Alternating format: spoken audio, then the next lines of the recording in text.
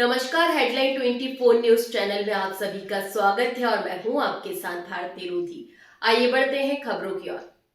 राजधानी भोपाल में लघु वेतन कर्मचारी संघ द्वारा प्रेस वार्ता कर जानकारी दी गई कि मध्य प्रदेश लघु वेतन कर्मचारी संघ द्वारा 15 सूत्रीय मांगों के समर्थन में 7 चरणों में आंदोलन करने का निर्णय लिया गया है, जिसमें विभिन्न माध्यमों से 5 चरणों में आंदोलन करने का निर्णय लिया गया, जिसमें प्रथम चरण में प्रदेश के लगभग 55 जिलों में माननीय मुख्यमंत्री, मुख्य सचिव के नाम कलेक्टर महोदय को ज्ञापन दिया गया। इसी क्रम में दूसरे चरण में सभी संभागीय मुख्यालय में संभागीय आयुक्त महोदय को ज्ञापन दिया गया। तीसरे चरण में सभी 55 से लोक के जिला अध्यक्षों द्वारा प्रभारी मंत्री, सांसद और विधायक को ज्ञापन दिया गया। चौथे चरण में सभी 55 जिलों के मुख्यालय के सभी जिला मुख्यालय के सामने 1 से 3 बजे तक धरना का कार्यक्रम किया गया। पांचवें चरण में संविदा कर्म निर्माता बाबा साहब भीमराव अंबेडकर साहब को ज्ञापन की प्रति देखकर स्पीड पोस्ट के माध्यम से मुख्यमंत्री, मुख्य सचिव को ज्ञापन की प्रति भेजी गई। 15 सूत्री मांगों को लेकर 7 चरणों में आंदोलन करने का निर्णय हम लोगों ने लिया था, जिसमें 5 चरणों का आंदोलन हम लोग कर चुके हैं विभिन्न माध्यमों से। उसमें पहले चरण में मध्य प्रदेश प्रशासन का ध्यान आकर्षण करवाने के लिए माननीय मुख्यमंत्री, माननीय मुख्य सचिव के नाम से माननीय कलेक्टर पूरे 55 जिलों के, उनको ज्ञापन दिया। इसके बाद दूसरे चरण में संभागीय आयुक्त, सभी 11 संभागों के आयुक्त जो हैं उनको ज्ञापन दिया गया। इसके बाद जो जनप्रतिनिधि हैं, चाहे वो प्रभारी मंत्री हों, जिलों के विधायक हों, माननीय सांसद हैं, उनके माध्यम से ज्ञापन दिया गया। इसके बाद 2 घंटे का सांकेतिक धरना कलेक्टर मुख्यालयों में सभी 55 जिलों में किया गया।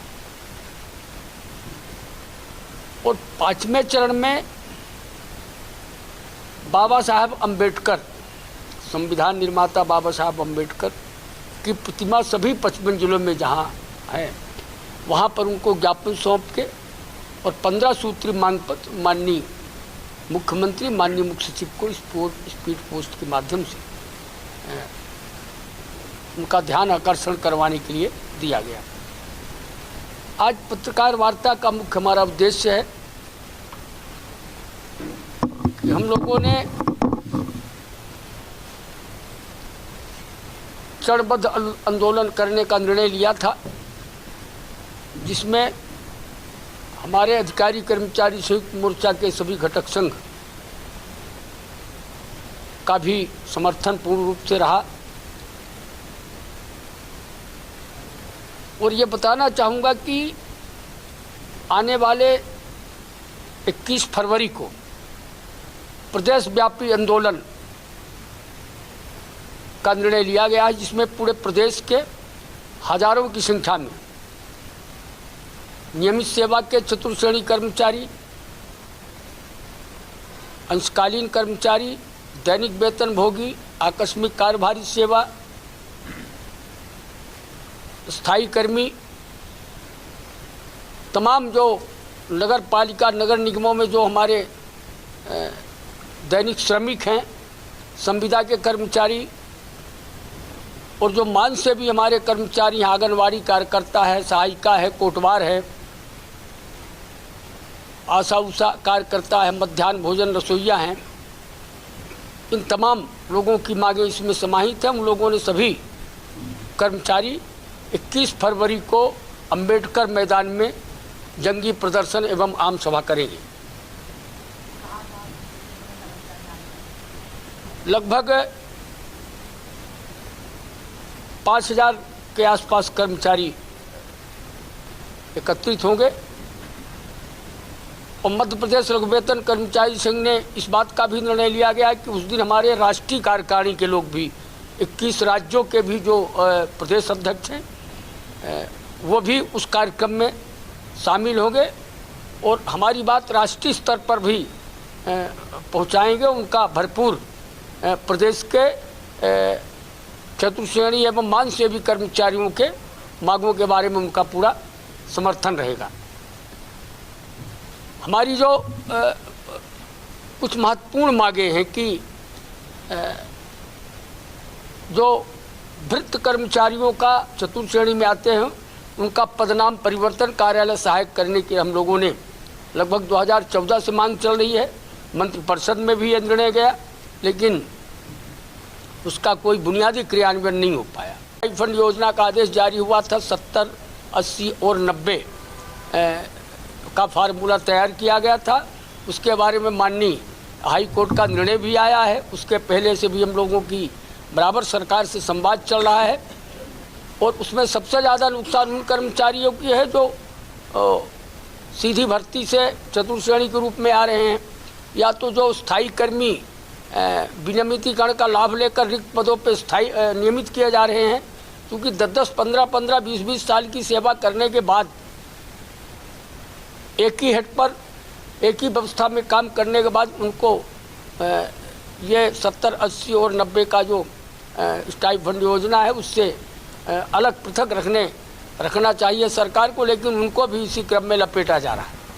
हमारी सरकार से मांग है कि ये व्यवस्था हटाई जाए। दूसरा, सरकार ने अभी 1 महीना पहले मंत्रिपरिषद में निर्णय लिया गया था कि भाई कुछ पदों को सांकेतर पद घोषित किया जिसको अपन डाइंग कैडर बोलते हैं। उसमें दैनिक वेतन भोगी, अंशकालीन और स्थायी कर्मचारी कि जब ये सेवानिवृत्त हो गए इनके पद समाप्त कर दिए गए। लेकिन जो काम कर रहे हैं आज 25,000 स्थायी कर्मचारी हैं, लगभग 20,000 अंशकालीन कर्मचारी हैं, 7-8 हज़ार दैनिक वेतन भोगी कर्मचारी हैं। इनके भविष्य को एक लाइफ सिक्योरिटी रेडी करते हुए सरकार को नियमित की बात सारी सुविधाएं देना चाहिए। सरकार ने मंत्रिपरिषद के निर्णय में ये कहा है कि ये उसी प्रकार के कर्मचारी हैं जैसे नियमित सेवा के कर्मचारी। एक और है जैसे आउटसोर्स के कर्मचारी लाखों की संख्या में पूरे प्रदेश में काम कर रहे हैं। अब आउटसोर्स कर्मचारियों की कोई लाइफ सिक्योरिटी नहीं है। सरकार की योजनाओं का क्रियान्वयन आज आउटसोर्स का कर्मचारी कर रहा है। अब आउटसोर्स कर्मचारियों को हमने देखा है कि हरियाणा और उत्तर प्रदेश में आउटसोर्स आयोग का गठन किया गया है। उनकी तर्ज पर मध्य प्रदेश में भी आयोग का गठन हो, उसी से भर्ती हो, उसी से वेतन व्यवस्था हो और एक उनकी भी वरिष्ठता के आधार पर जो नियमित सेवा के कर्मचारियों की पदोन्नति या तमाम तत्वों का भुगतान और लाभ मिलता है वो मिलना चाहिए। हमारे प्रदेश में पेंशनर लगभग 4.5 लाख 5 लाख पेंशनर्स हैं। उनको एक फंडा ये है कि धारा 49 को लेकर कभी एरियस का भुगतान 27 महीने का 28 महीने का लाखों का एरियस का उनका नुकसान हो रहा है, तो ये धारा 49 और पैरा 9 सरकार हटाए।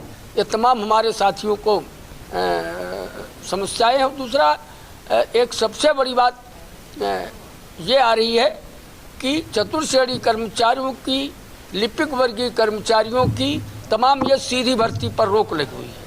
पदोन्नति नहीं कर पाना यह सरकार की व्यवस्था, सरकार की कमजोरी है।